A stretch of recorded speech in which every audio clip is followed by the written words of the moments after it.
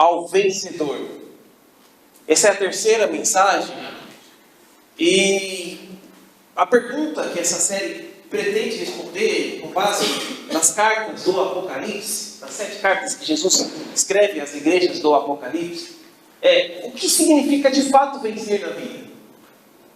O que significa, segundo o padrão das Escrituras, vencer? E para isso, nós estamos fazendo uma análise social do nosso tempo, da nossa atualidade, e vendo alguns pressupostos que nós vivemos e que muitas vezes, mesmo a gente que vem à igreja, que tem as Escrituras Sagradas como um princípio de vida, mas que às vezes inconscientemente a maneira de se viver desse mundo está intrínseca dentro de nós. E à luz das Escrituras nós precisamos olhar como nós podemos reverter, como o cristianismo nos chama a sermos contraculturais.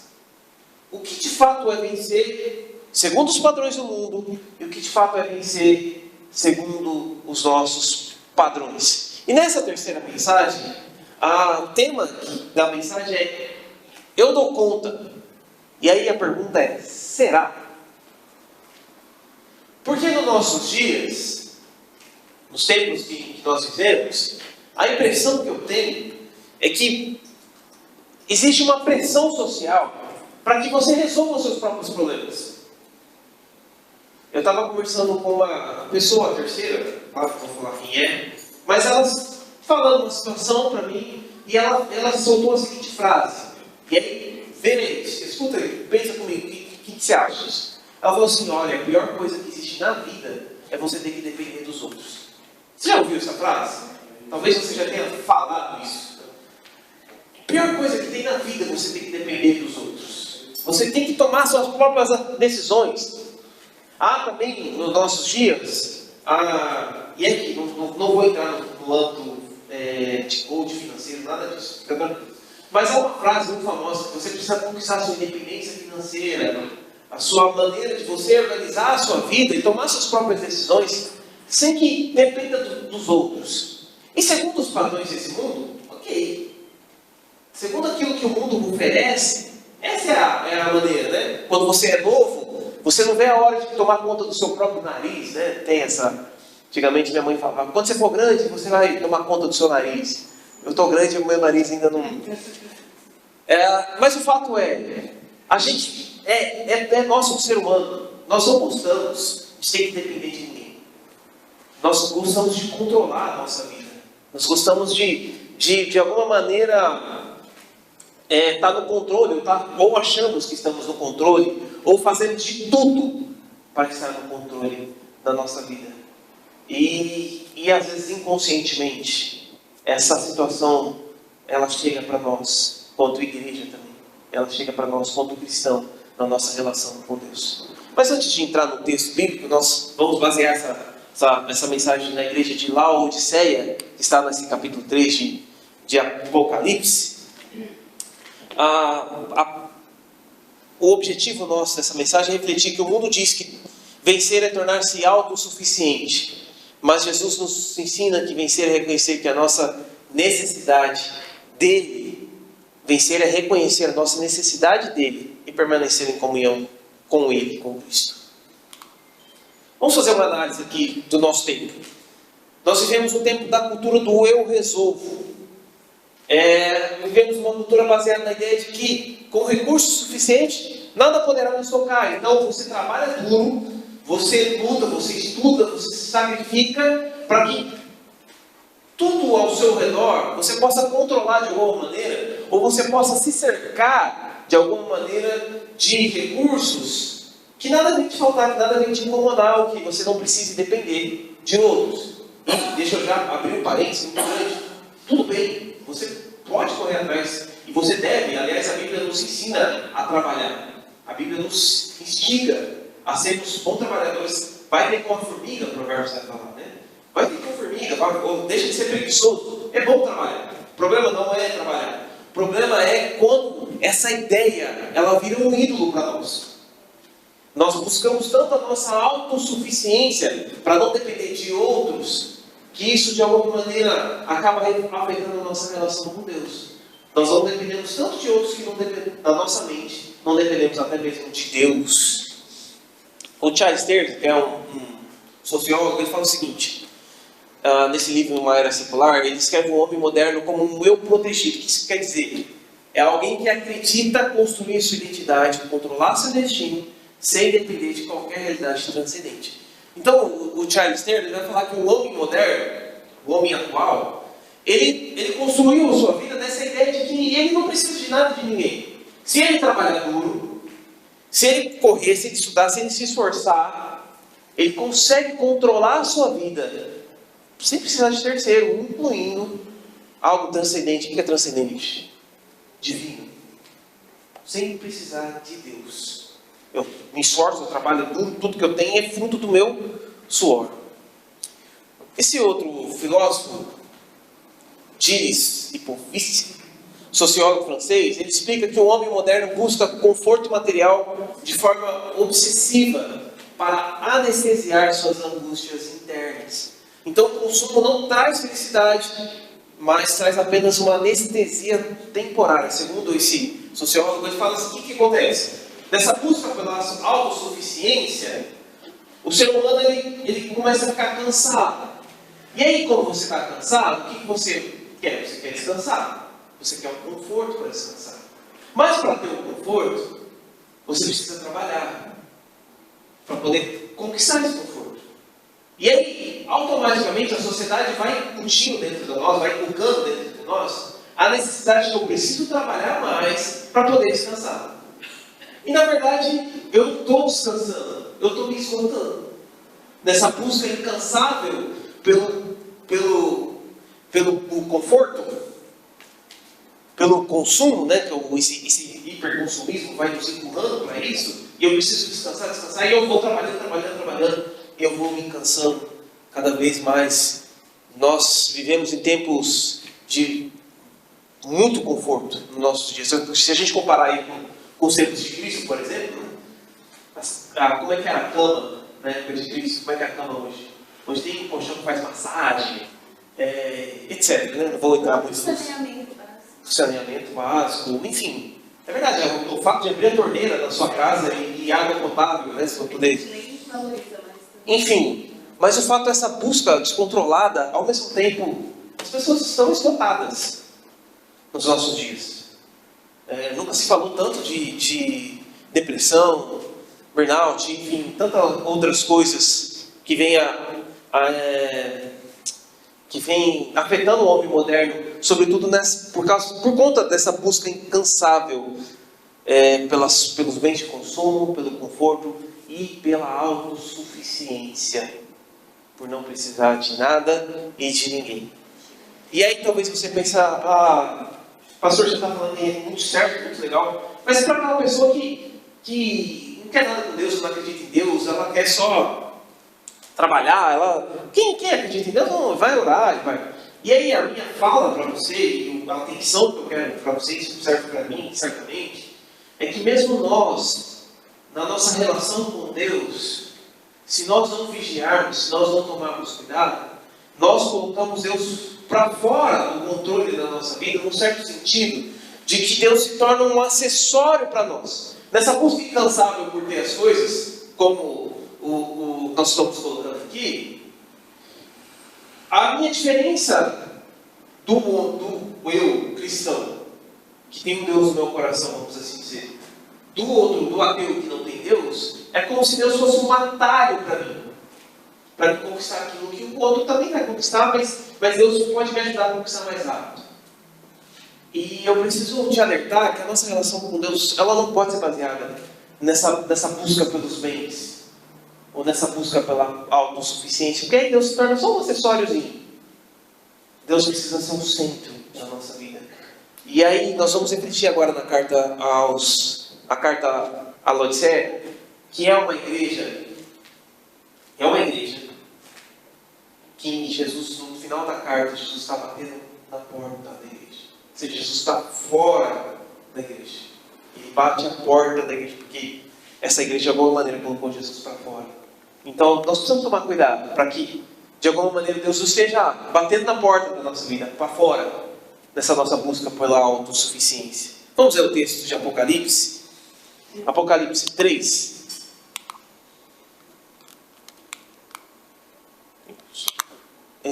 Não vai dar aqui, eu vou ler o texto para vocês. Apocalipse 3,14.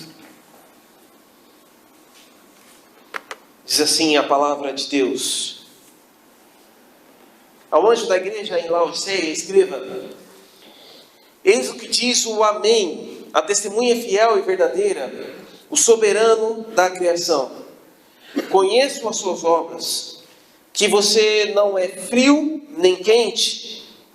Gostaria que fosse frio ou quente.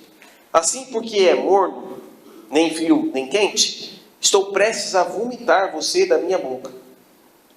Você diz: sou rico, enriqueci-me e não preciso de nada.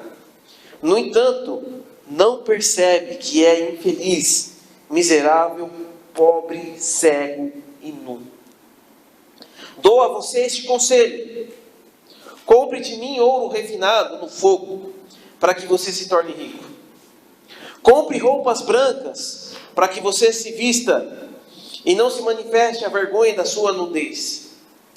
Além disso, compre colírio para ungir os olhos, a fim de que possa ver. Eu repreendo e disciplino aqueles que amo. Portanto, seja diligente e arrependa-se. Eis que estou à porta e bato. Se alguém ouvir a minha voz, abrir a porta, entrarei e cearei com ele, e ele comigo. Aquele que vencer, daria o direito de se assentar comigo no meu trono, como eu também venci e me assentei com meu Pai no seu trono. Quem tem ouvidos, ouça o que o Espírito diz às igrejas.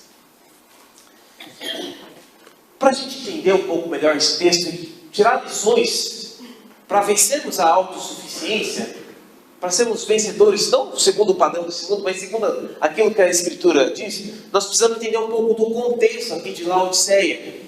Porque o contexto da cidade, a maneira como a cidade vivia, de alguma maneira estava refletindo na igreja. E Jesus vai falar, é muito interessante, que Jesus vai falar certamente os pontos principais daquela cidade, na relação dela na relação dele com a igreja. Olha que interessante. Laodiceia era uma cidade extremamente rica. Era tão rica que ela recusou a ajuda financeira de Roma para se reconstruir após o terremoto que aconteceu em 60 depois de Cristo. Eles escreveram uma carta respondendo ao império, dizendo o seguinte: somos ricos o suficiente, podemos nos reconstruir sozinhos. Isso é o seguinte: aconteceu um terremoto, como aconteceu na Venezuela aqui, há pouco tempo, tragédia, e não sei se vocês estão vendo, mas várias nações estão se movimentando, criaram ajuda, bombeiros, enfim, para ajudar, e tem que ser assim mesmo. Tem que, quando há uma catástrofe, a gente tem que se envolver de alguma maneira e ajudar aqueles que sofrem, que passam por isso. Aconteceu isso na Laodiceia, e o Império Romano, Roma, com todo o seu poder, foi lá e mandou uma carta e falou: olha, os dirigentes da Laodiceia falaram: olha, nós vamos ajudar vocês a reconstruir a cidade. A cidade foi destruída ali. Só que os camaradas de Laodiceia eram tão orgulhosos, tão cheios de si, tão autossuficientes, que eles escreveram uma carta respondendo ao império, falando: olha, Roma, não precisamos do seu dinheiro não. Pode guardar o seu dinheiro para você. Nós temos dinheiro suficiente. A gente se reconstrói. Isso aconteceu de verdade. Além disso, a Laodiceia, era um famoso centro bancário da época, era um polo financeiro da região. Laodiceia também tinha uma indústria têxtil muito forte na região. Eles eram conhecidos em todo o império por uma lã preta de alta qualidade, que se encontrava somente ali. E também, lá em Laodiceia, tinha um colírio muito famoso no império, que era um colírio feito com pó frígio, enfim, que era a medicina para a época. Perceba que Jesus vai falar exatamente contra as riquezas.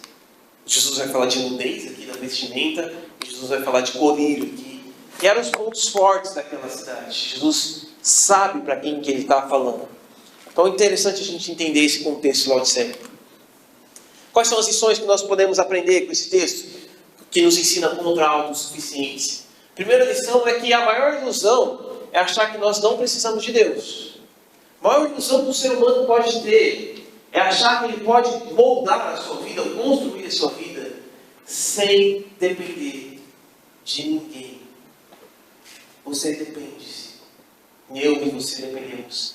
Precisamos, sobretudo, depender de Deus. Não tem como construir a nossa vida sem a aprovação do Altíssimo. Jesus se apresenta para aquela igreja, uma igreja que se achava rica, uma igreja que era iludida com a sua própria riqueza, com a sua própria autossuficiência, e Jesus se apresenta como o Amém, a testemunha fiel, o princípio da criação de Deus. Por quê? Porque Laodiceia vivia de aparências. Então Cristo se coloca como o único avaliador verdadeiro da realidade. E aí Jesus, depois no versículo 15, vai falar que eles não são quentes, nem frios, são mornos. O que Jesus está querendo dizer? Por muito tempo, a interpretação desse texto foi no sentido de um certo fervor espiritual. Você tem que ser um crente, você precisa ser um crente quente, né? No sentido de ter um fervor espiritual, de ter uma intensidade na sua vida com Deus. Você não pode ser frio, você não pode ser morno, meio mais ou menos, você tem que ser quente.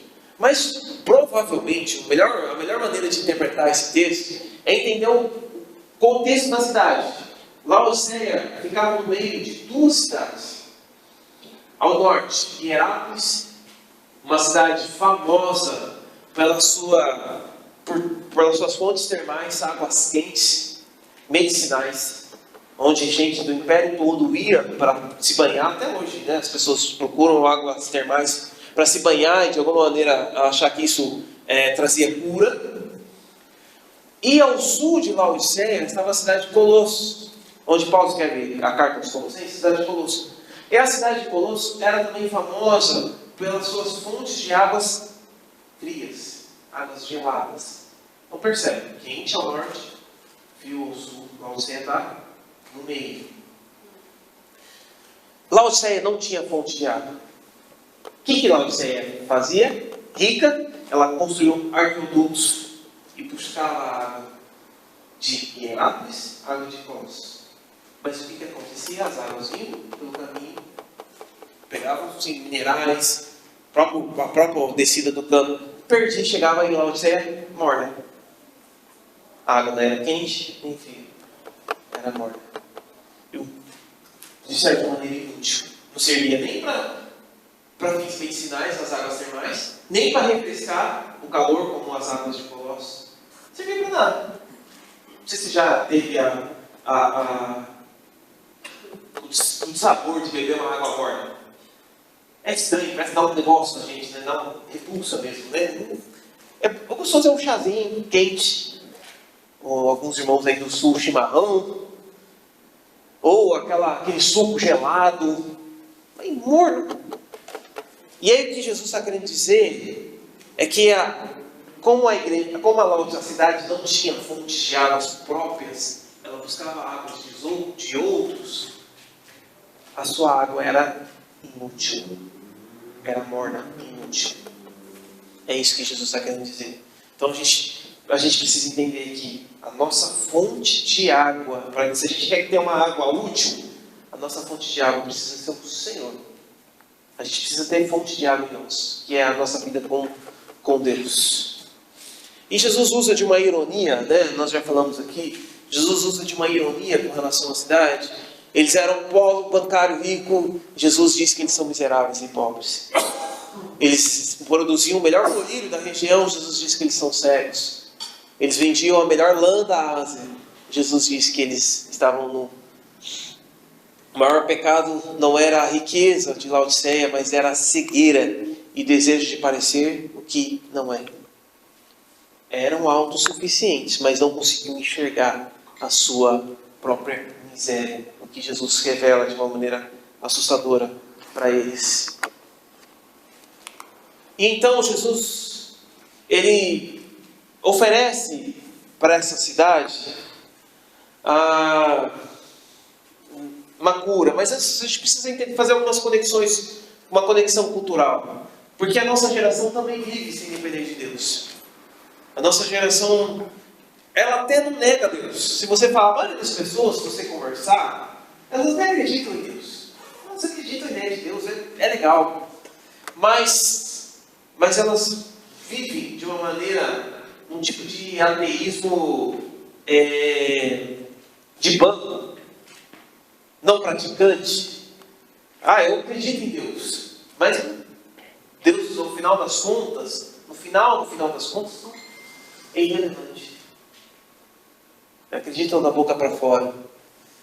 Quanto mais tecnologia, mais dinheiro, mais controle, maior a tentação de acreditar que eu dou conta. Esse é o problema da nossa geração. O consumo cria uma anestesia existencial. Status, conquistas, mascaram um vazio interior, mas não preenche.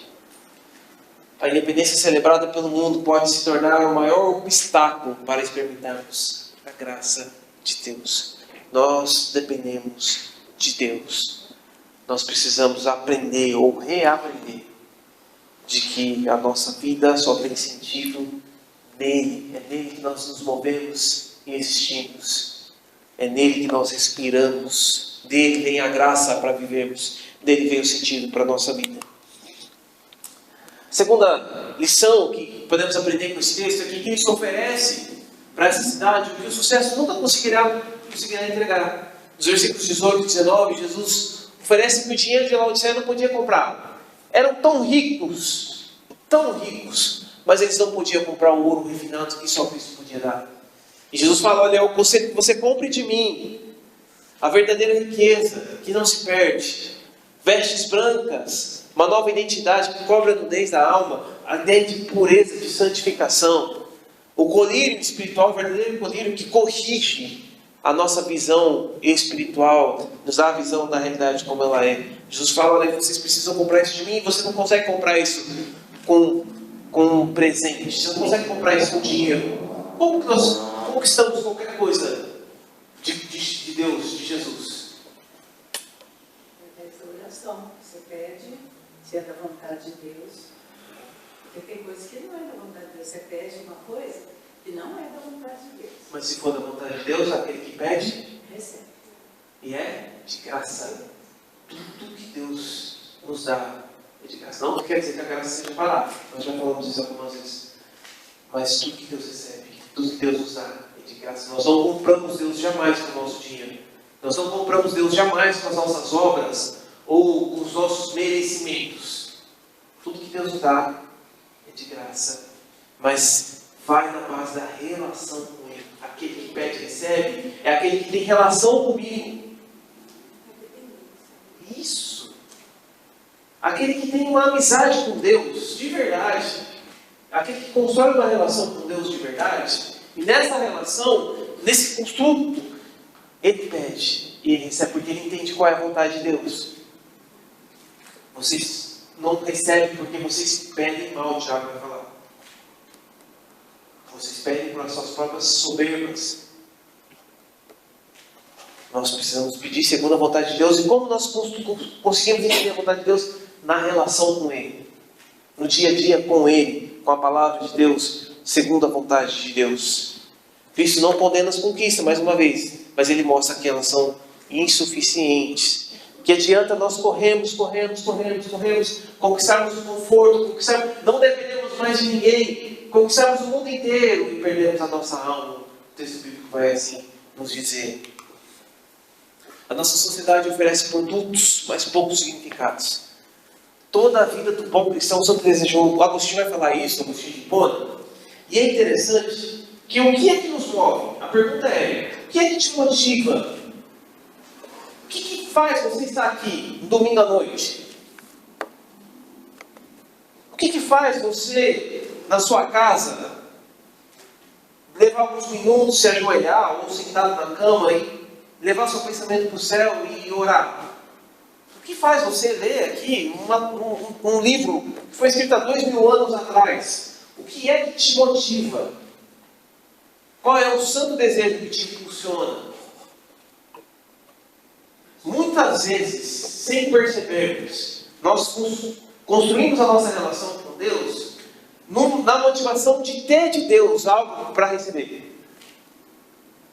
Eu oro, eu aqui para que Deus abençoe aqui as minhas decisões, para que eu seja promovido no meu trabalho, para que eu receba tal coisa, ou dê tudo certo aqui nas coisas, nas decisões que eu preciso tomar. E aí Deus é só esse acessório, como nós colocamos aqui, Deus está para fora. Ele está só um acessório, ele pode abençoar ou não, tal, não faz parte da nossa vida. O que é que nos motiva? O que é que te motiva a estar aqui? Tem que ser a pessoa de Jesus. Tem que ser a pessoa de Cristo. Tem que ser a pessoa santa, bendita do Salvador. Ele que tem que nos motivar. É por Ele que nós precisamos, no meio da semana, parar tudo que nós estamos fazendo. Falar, não, eu vou parar tudo, vou orar agora. Preciso ter relação com Ele. Preciso ter contato, preciso entender, eu preciso derramar minhas angústias, as minhas ansiedades diante dEle. Nós sabemos administrar patrimônio, mas nem sempre sabemos cuidar da alma. Quem acha que já possui tudo, deixa de buscar aquilo que realmente importa. O que realmente importa? É você ter um colchão massageador lá. Bom, tudo bem, quem quiser comprar esse colchão, pelo amor de Deus, pode comprar. Não há nada contra. Por favor. Aliás, se quiser dar de presente também, para alguém que você quiser, enfim. Tudo bem, nada contra. Mas o que é que importa? No final das contas. Você vai levar um colchão para o final? Dá para encaixar ele lá no caixão? Não vai fazer diferença, né? O que faz? O que importa realmente? Nenhuma carreira produz uma nova maneira de enxergar. Nenhum salário compra uma nova identidade. Nenhum sucesso garante uma riqueza que não pode ser perdida. Quem que garante tudo isso? Só a pessoa de Cristo. Só a nossa relação com Ele garante uma maneira nova de enxergar a vida, uma nova identidade, uma riqueza que não pode ser perdida. Terceiro e último, a verdadeira vitória acontece à mesa. Jesus não está falando aos pagãos, está falando à igreja. Quando ele se coloca do lado de fora e está batendo na porta, e ele bate, ele está do lado de fora aqui, ó, batendo. E ele oferece, faz um convite para aquela igreja. Olha, eu estou aqui, eu estou batendo. Mas se vocês abrirem a porta, eu vou entrar. E o que eu vou fazer? O que ele oferece? Vou cear. O que é cear? Comer. Sentar na mesa, passar um tempo. Gostou de sentar e comer? Sentar e comer. Eu fui embora. Essa parte tudo bem. Deixa eu falar, professor. Mas Jesus quer dar um tempo de qualidade com a gente. Ele quer cear. Ele quer dar um tempo conosco. Laodiceia ficou tão autossuficiente que colocou Jesus para fora. Diante disso, Cristo não oferece um produto, prosperidade, sucesso. Ele oferece... O que ele oferece? Estar junto. Ele oferece a sua presença. O vencedor não recebe apenas uma recompensa. Ele aprende a sentar-se à mesa com Cristo. O que nós ganhamos quando nós paramos tudo para ter esse relacionamento com Jesus? Nós ganhamos o próprio Cristo. Nós ganhamos o próprio Senhor e Salvador sentado à mesa com a gente. E aí eu me lembro do episódio de Jesus, logo que ele ressuscitou, e os discípulos, alguns discípulos no caminho de Emaús, e vinham discutindo, falando das coisas que tinham acontecido e tudo mais, e Jesus chega no meio deles, eles não reconhecem Jesus, e aí eles vão conversando, eles vão se queixando, enfim, e aí Jesus começa depois a expor as escrituras. O texto de Lucas vai dizer que o coração deles ardia quando ele falava. Imagina a pregação de Jesus. E aí então Jesus vai com ele, e aí senta com ele, e aí o texto diz que Jesus, ao partir do pão, eles reconhecem Jesus sentado à mesa com eles, e eles reconhecem quem é Jesus. Quem é Jesus para nós? Jesus oferece presença, relacionamento, comunhão, intimidade. Jesus oferece a si mesmo. A maior vitória, essa é a maior vitória que o mundo jamais poderá dar. Que a carreira, que o sucesso que esse mundo, o esgotamento que esse mundo, aliás, que todo o sucesso que o mundo dá, vai desembocar em esgotamento. Nós já refletimos sobre isso. Mas Cristo oferece a si mesmo. E esse prêmio, esse é o maior prêmio o Deus Todo-Poderoso, Criador do Universo, dentro do nosso coração. O texto de Isaías que diz: eu habito no alto e sublime trono. Deus Todo-Poderoso, acima de tudo, totalmente outro, transcendente. Mas ele diz também: e habito com um contrito e quebrantado de espírito. Habito no alto e sublime trono, e habito com um contrito e quebrantado de espírito. Eu habito no coração daquele que treme diante de mim. O Senhor dos céus e da terra, Ele vem habitar dentro do nosso coração. Meu conselho, esse conselho é para mim, esse conselho é para você, mas também é para mim. Troque a pressa de acumular pela coragem de sentar-se à mesa. Nós vivemos correndo, acumulando, conquistando. Essa corrida aqui, a gente está falando muito da carreira, das coisas, mas não é só com relação ao dinheiro, não é só com relação às questões da vida mesmo. Toda a corrida aqui em torno da nossa vida. E a gente está vivendo correndo. E meu conselho é troque a pressa de acumular por sentar-se com Jesus. Corremos acreditando que alcançaremos independência total, mas apenas nos esgotamos. O convite de Jesus, Ele nos convida para parar, sentar-se à mesa com Ele. Quanto mais amadurecemos, mais conscientes, amadurecemos na fé, mais conscientes ficamos da nossa dependência de Cristo. Então, troque a pressa de acumular pela coragem de sentar-se à mesa com Jesus. Conclusão. Laodiceia acreditava que a sua maior força era não precisar de ninguém.